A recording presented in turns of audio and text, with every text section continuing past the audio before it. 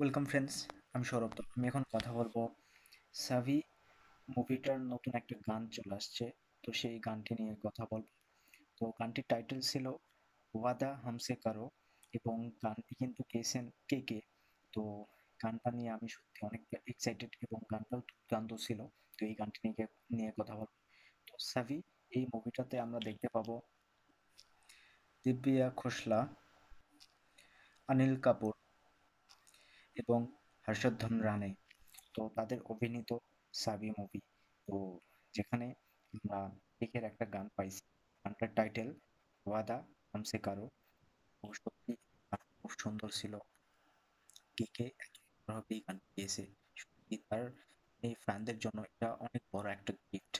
হয়তো আজ তিনি নেই, কিন্তু তারপরেও তার এই নতুন গানটা কিন্তু আমরা শুনতে পাচ্ছি। তো এই গানটা শুনে আমি একদম মুগ্ধ হয়ে গেছি। গানটার মিউজিক করছেন পীযূষ শঙ্কর। তিনি কিন্তু এই গানটার মিউজিক করছেন, এবং গানটির লিরিক্স করছেন কিন্তু রাশমি ভিরাক। তো তিনি খুব সুন্দর লিরিক্স করছেন, গানটির কথাগুলো খুবই সুন্দর ছিল, মিউজিকটাও খুব মিষ্টি এবং ইমোশনাল একটা মিউজিক। অবভিয়াসলি এটা কিন্তু একটা পুরোটাই ইমোশনাল গান। আর কেকের করতে এরকম গান সত্যি দুর্দান্ত দুর্দান্ত লাগে। আর এই গানটা জাস্ট আমার মানে মনটা ছুঁয়ে গেছে, সত্যি বলতেছি। এই গানটি গেয়েছেন কেকে এবং তার সঙ্গে পীযূষ শঙ্কর। তো দুজনের জাস্ট তাদের মেলবন্ধন এবং অসাধারণ অসাধারণ একটা গান। তো গানটিতে এই লাভ স্টোরিটা খুব সুন্দর ছিল, কেমিস্ট্রিটা বেশ অনেক সুন্দর ছিল।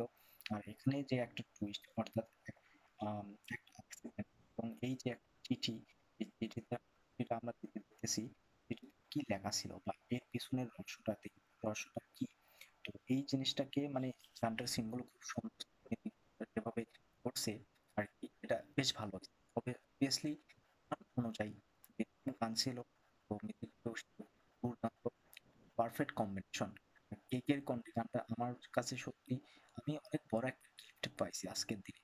আজকের দিনে কিন্তু কেকের পক্ষ থেকে এটা অনেক বড় গিফট। যারা কেক ফ্যান আছে, মানে তাদের জন্য এটা অনেক বড় গিফট। তিনি আজকে নেই, কিন্তু তারপরেও তার গানগুলো তার ফ্যানরা শুনতে পারতেছে। তো এর কারণ হলো এই মুভিটার জন্য এই গানটা অনেক আগেই রেকর্ড করা ছিল। তো কেকে মানে তিনি যখন বেঁচে ছিলেন তখন কিন্তু এই গানটা রেকর্ড করা হয়, এবং যেহেতু মুভিটা রিলিজ হতে দেরি, অনেকটাই দেরি হয়, তো যার জন্য গানগুলো আমরা অনেক পরে পাই। তো এই গানটাও কিন্তু সেম ভাবেই করা হয়েছে, অনেক আগে রেকর্ড করা হয়েছিল।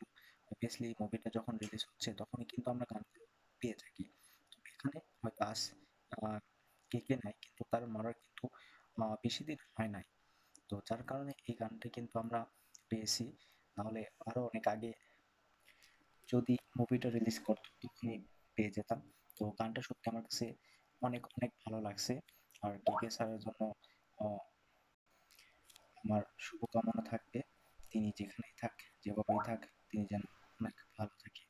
তো যাই হোক, এই গানটা আপনাদের কেমন লাগছে সেটা অবশ্যই কমেন্টে জানাবেন। আর ভিডিও ভালো লাগলে অবশ্যই একটা লাইক করবেন, শেয়ার করবেন, আর এই চ্যানেল সাবস্ক্রাইব করবেন। ধন্যবাদ।